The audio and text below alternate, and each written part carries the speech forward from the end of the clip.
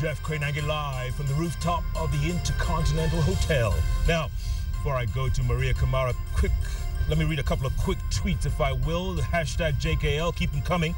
Rina Nyandema, you say that the recorded interview with Gidu was pure brilliance.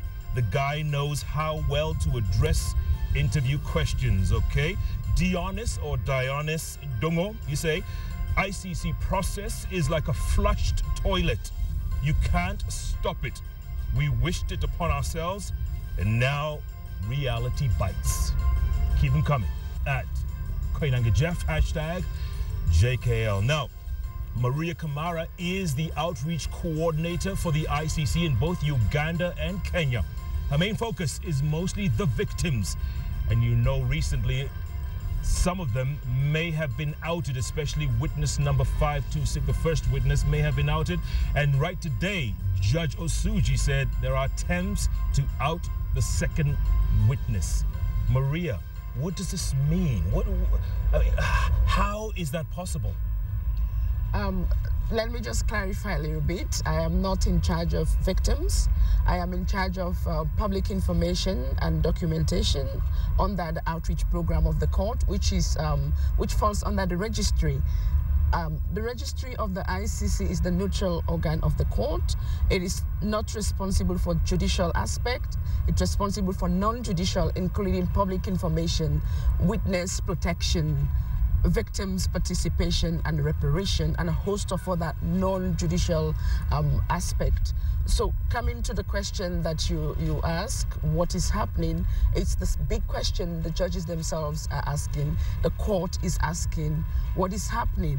Because the court has put in place a very robust and intensive witness and victim protection program to ensure that persons who come before the court as witnesses, either for the prosecution or the defense, or witnesses called upon by the court, are given maximum protection during every stage of the judicial process, right from the investigation process, during the confirmation of charges hearings, during the trial as we have it now, and even post-trial as the judges may determine. So what does this mean? There's total lack of respect for this court? Is that what it is? I wouldn't call it total lack of respect. It's possible that people want to take chance. They want to see if the law bites. And we have seen several efforts lately from the chamber issuing arrest warrants against persons that are suspected to have interfered or attempted to corruptly influence witnesses to answer to the court. And in particular, we're talking about Walter Baraza. Correct. Who may or may not be given up by this government. Depending on what the court rules, he may not get on that flight and head to The Hague. What is clear is the judges have issued an arrest warrant. Kenya, as a state party to the Rome Statute, has the obligation under international law to fully cooperate with the implementation of all the requests that the court presents to it, including for the arrest and surrender of suspect. In this particular case, we're referring to Walter Baraza. This is what it is. We have not gotten to the stage where we would speculate, because the process to surrender a suspect varies from country to country. That is internal judicial administrations. In some countries, it will take several weeks to do so. In some countries, depending on the process, how long it will take. The most important thing, what we have to take into consideration here is Walter Baraza has an indictment against him. The government of Kenya has to surrender him to the court unless otherwise the judges determine. What I'm speaking to here is under the Rome Statute, there is the provision that the court is a court of last resort under the principle of complementarity, and in accordance with that principle, it means that investigations would continue if a state is unable or unwilling to genuinely carry out investigations. For Baraza's case, the suspect himself or the Kenyan authorities may challenge admissibility of the particular case, meaning that if the government of Kenya establishes that it is able and willing and has already set up a mechanism to prosecute and investigate, for that matter, Baraza, for the same charges for which the ICC have issued against him, then the judges will decide. So this is a matter before them. We cannot speculate. The internal process that the Kenyan authorities are going through to ensure that Baraza is transferred is not something that the court can comment on. But what remains important here is there is an arrest warrant that has to be effected. The court does not have a police force to do so. Oh, in fact, I was coming to that point. What if Kenya becomes non-cooperative? What happens? What if they say, you know what, ICC, you want him, you come and get him? Under the cooperation we have talked about, the cooperation includes the arrest and surrender of suspect. It's part of the obligation under the Rome Statute, which Kenya clearly signs. We know that since 2005. So we are not going to speculate, I will insist, at this stage, because the arrest warrant was issued just a week ago, and it's been said it has to be surrendered immediately. That hasn't happened. It hasn't happened. Yes, it hasn't happened. The court is waiting. I mean, worst case scenario, Maria, because will the ICC use this as an example of saying, you know what, we always knew Kenya would never cooperate. We always knew those people weren't going to cooperate. Would this be put under that category? No, I wouldn't say so. That is being speculative again. It's hypothetical. We haven't gotten to that stage.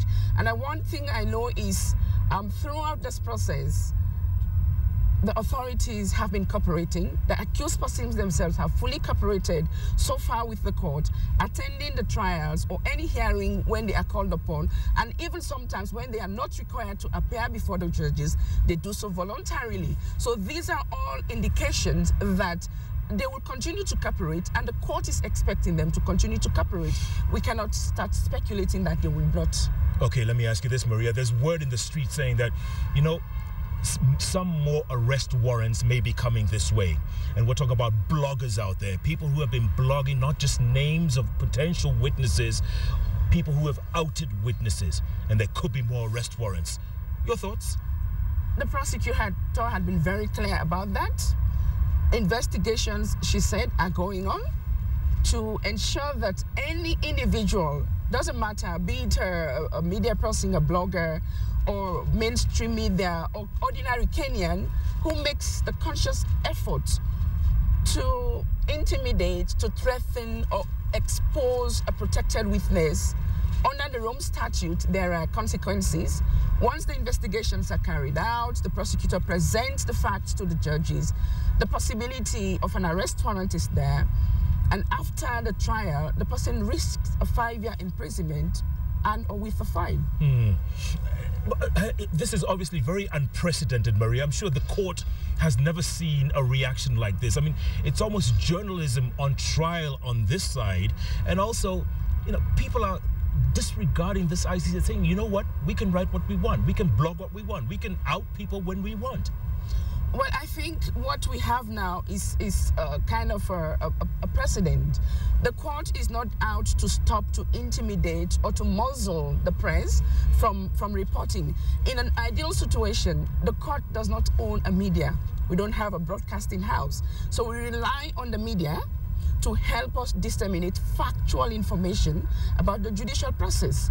And in the process of disseminating factual information, I'm sure journalists are also taught ethics. They have journalistic ethics, what to say, what not to say, especially in international criminal processes, even at the domestic trials. Yeah. It's not everything that you see and you want to look at it and spin it, or you think you've gotten breaking news, you want to be the first person to inform the world that you're privy to some kind of very sensitive information.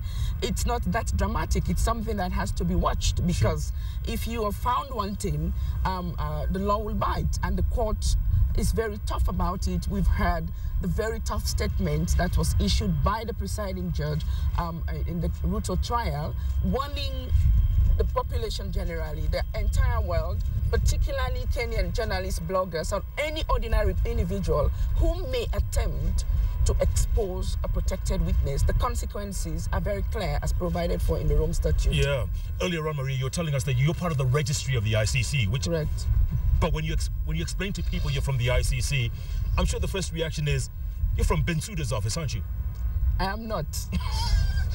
But they probably think you are. Correct. That's something we dealt with in the beginning when the situation was open, when we started the preliminary consultations to map out the media, to map out the affected communities, and to kind of establish partners that we would continue to work with once we have a full-fledged situation. Of course, in the very beginning, the only face that Kenyans know is the Office of the Prosecutor, and by then, Ocampo. So everything ICC was related to Ocampo.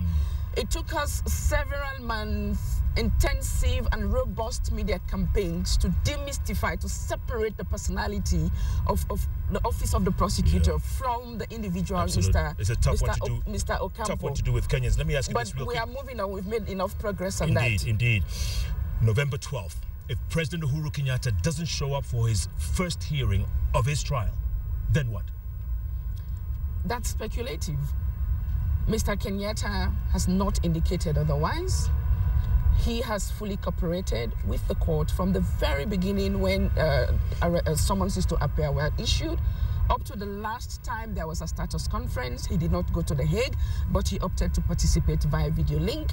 His defense team had been fully cooperating. Each time the judges ask for a response on a matter, they do that within the time frame that is allocated to them. And in that respect, it's, as I said, an indication of cooperation. And just recently, Mr. Kenyatta also opted that because of the Westgate development, he would prefer to attend only the opening and the closing statement of the trial and probably the verdict. But that was ruled up on. And also he asked for the date of the commencement of the trial to be shifted relating to the Westgate process. Yeah. But the judges addressed that issue. So what we have to note here is there has not been any indication before the judges to say that he will not cooperate. Sure, good. I notice you call him Mr. Kenyatta. The rest of us call him President Kenyatta. To you, is he a suspect? Is he? Why do you do that? He is the president of the country of Kenya, and because I am speaking based on the document that I read every day and the filings that come up, they are all addressed as Mr. Kenyatta, Mr. Ruto. All the suspects are addressed in that regard. All right. Yes, I respect, of course, the presidency. Just checking. But yeah, but that's it. I'm just like in line with the documents that I read all the day. Moving forward, you think this case against Kenya, will it be unprecedented? Will it go down in the annals? Because at the end of the day, someone's going to be left with egg on their face, whether it's you guys or the ICC or this country. It's a wait and see. It's a judicial process. The matter is before the judges. We can come to that conclusion after the outcome of the process, when the judges retire, to evaluate the evidence, to evaluate what the prosecution has said, to evaluate what the defense has said, probably considering the views of the very victims for whose behalf the court is here. They come back with a verdict, and then we could start those analyses. Sure. But for now, we have a judicial process. The trials have started. That of Mr. Kenyatta will commence on 12th November. Yeah, with or without him? That is not been determined. We don't have that. We have pending decisions, pending requests, pending decisions. He had asked to be absent. He had asked to participate via video link. All those decisions are pending, and they will definitely be issued before the commencement of the trial. Around November 12th, when we do this story again, Maria, I hope you can come back on the bench. Thank you very much. Good to see you. Hopefully, yes. Good luck. Thank you. All the best. Thank you. Did they tell you you look a lot like Bensouda? They do that all I'm the time. sure they do. Good to see you. Thank you. Maria Kamara there. She's the outreach coordinator for the International Criminal Court based here in Nairobi, Kenya. Breaking it down, talking about the way forward in the case against Kenya. And one of you tweets, I think it was Lauren, somebody asking about, what is this case against Kenya? When you read about it on the net, that's exactly what they call it. Case against Kenya. It's not an individual. That's the title of the case. Keep those tweets coming. Hashtag JKL. My Twitter handle at Koinange Jeff. And yes, we will continue this conversation after this program because it looks like we've run out of time on this day. Tomorrow, we talk to possible people who may have a possible warrant of arrest against them. Among them, yes, love him or hate him, Dr. David Matsanga. It's going to be smoking. Be sure to watch us right here Jeff Koinange live on Kenya's television network. Wait for it. I know you think I'm going to make a mistake. It's not going to happen. KTN. Thanks for watching. Good night. Good luck.